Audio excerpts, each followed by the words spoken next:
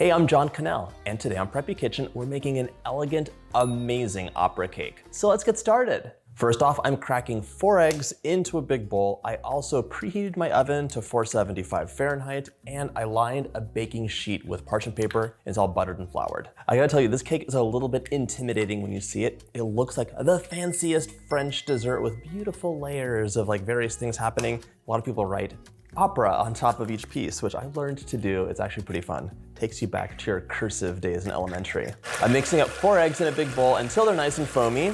The sponge for this cake has no leavening agents. All of the lift comes from eggs that are inflated with all little bubbles in the oven. I just want to say that because it is so delicious. You know, baking powder and baking soda just don't taste good. So when you leaven a cake without them, oh my God, the results are amazing. My eggs are foamy. I'm gonna add in 125 grams of almond flour. That's 1 1/4 cups.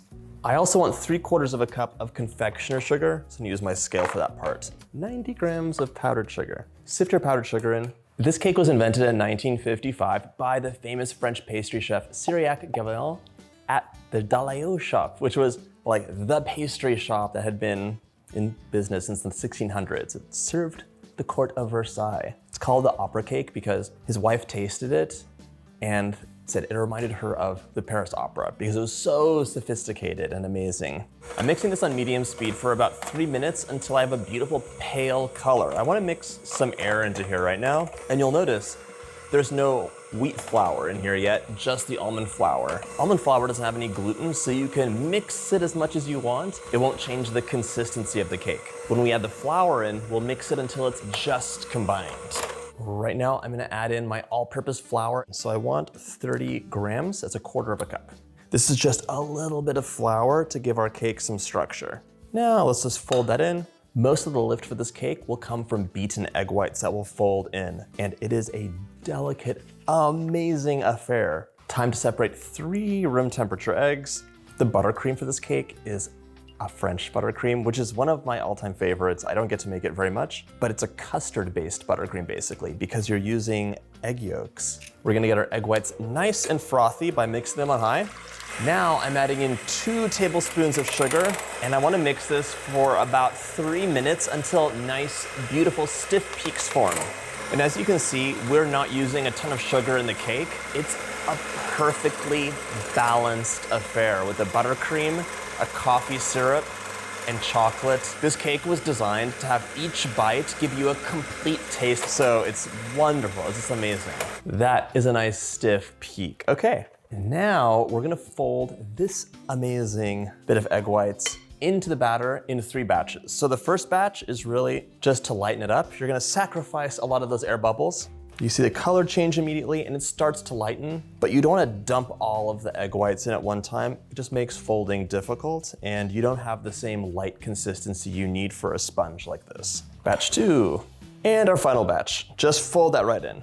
The final bit of richness comes from 3 tablespoons of melted butter, and you fold that in as well. It really adds a little bit extra to the cake and prevents it from tasting dry at all. Grab your 11 by 17 inch baking sheet that has been prepared with parchment on the bottom. Now we're gonna pour this into our pan, and a very important step is to smooth it out. So grab either an offset spatula or you can use your normal spatula, and we're gonna level this out because it bakes so fast. I'm doing a good job leveling this out. And I wanna say that when you put this into the oven, you could rotate it halfway through if your oven has hot spots. And I'm being very gentle leveling it out because I don't wanna break up all the air bubbles that I had beat into this, but you want it to be nice and flat.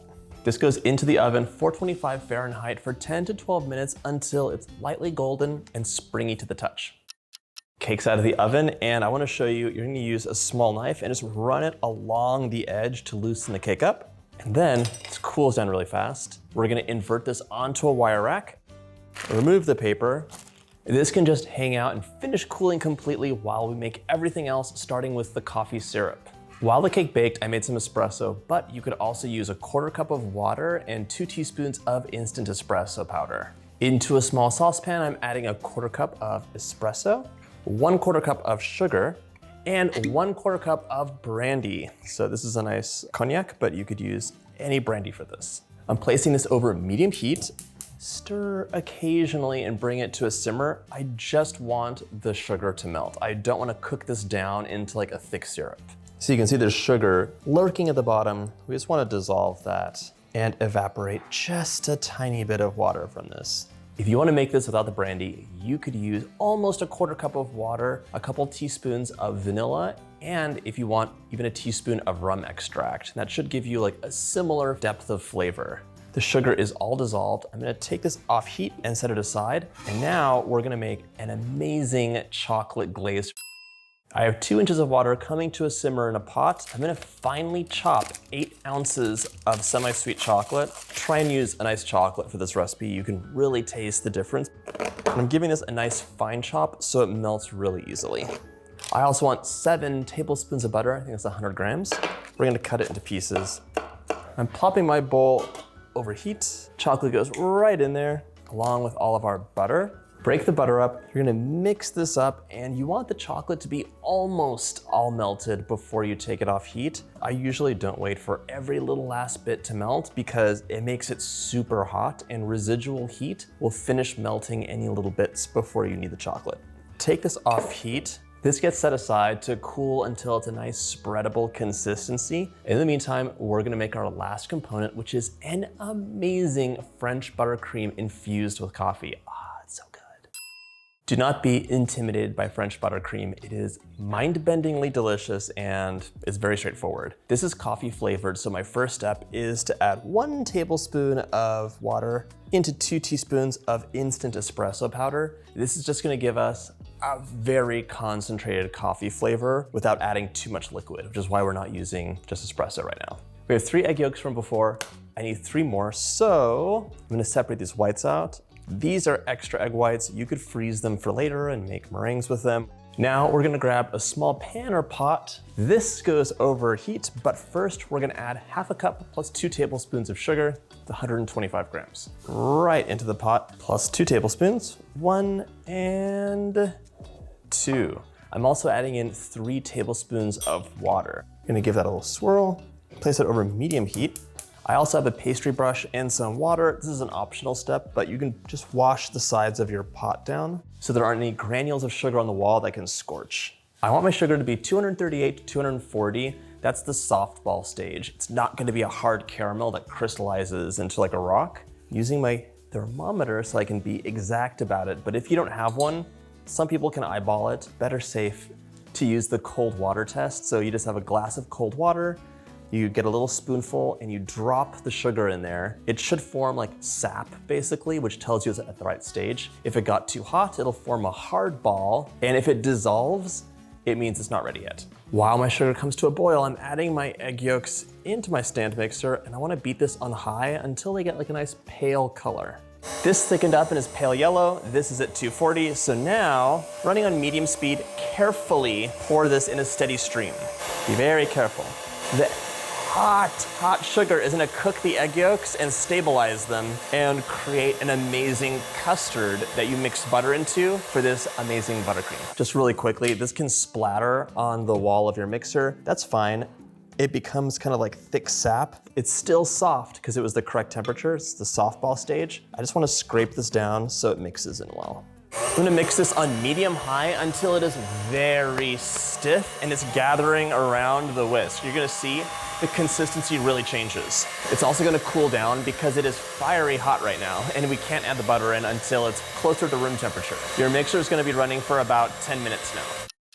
Okay, aren't you glad you're not doing that by hand? It's really thickened up a lot. It's not like a meringue where it's like at a stiff peak stage, but it has a lot of structure. And when we add the butter to this, it's gonna be really, really nice. So my egg yolk mixture is thickened up considerably, and most importantly, it's room temperature. Now we're gonna add 1 cup or 226 grams of butter, a tablespoon at a time.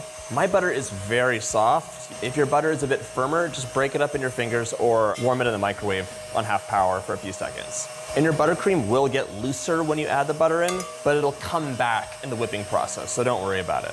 Scrape the bowl down. Run this for just a few minutes so that everything can come together and be a beautiful consistency. No big pieces of butter are gonna be left.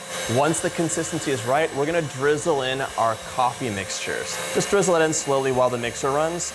Oh my gosh, look at this. Yes, it looks beautiful. I love this coffee color. My buttercream is done. The coffee syrup is done. The cake is done. We are ready to start assembling. It's so exciting. This is a lot of cake. We're gonna cut it into some pieces, but it's a very specific cut, so I wanna walk you through it. I'm cutting a 4-inch strip off of the long side. So now I have a big long rectangle and a big kind of wide rectangle too. Then I'm gonna cut those in half. 16, it's about 8 inches.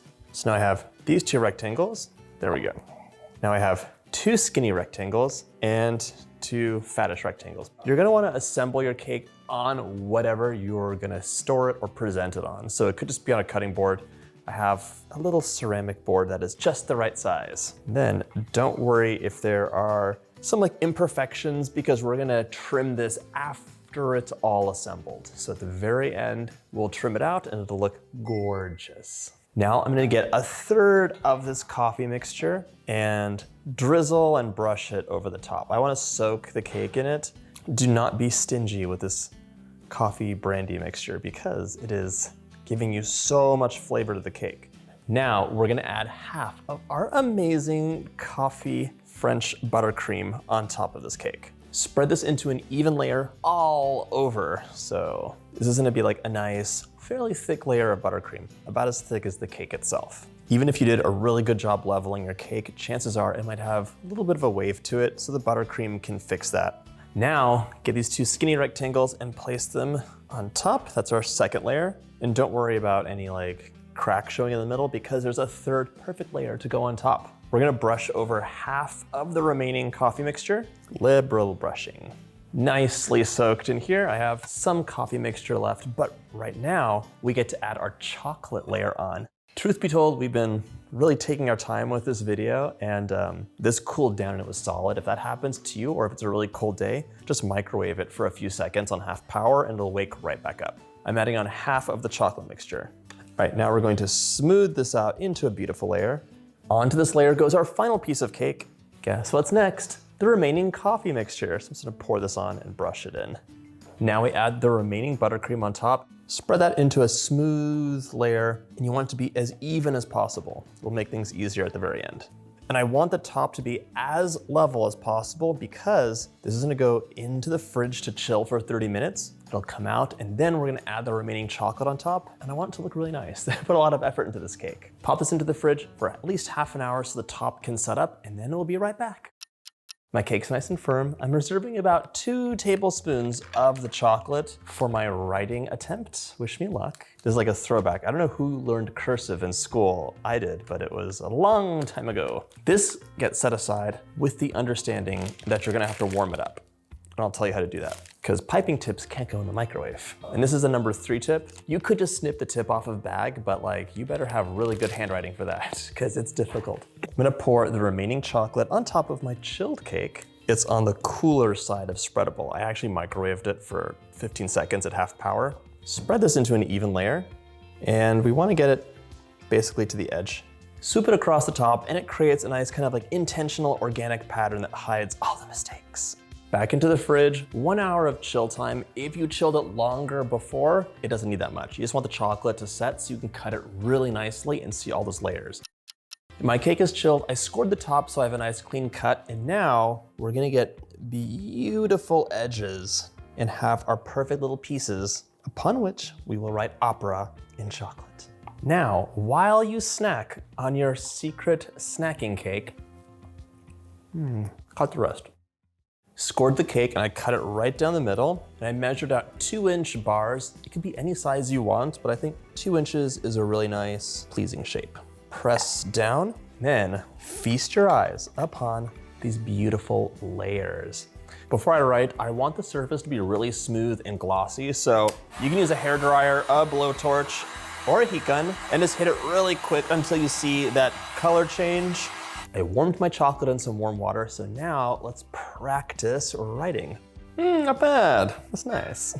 Once you're confident, you can write on the cake itself, so just grab it up and give it a try.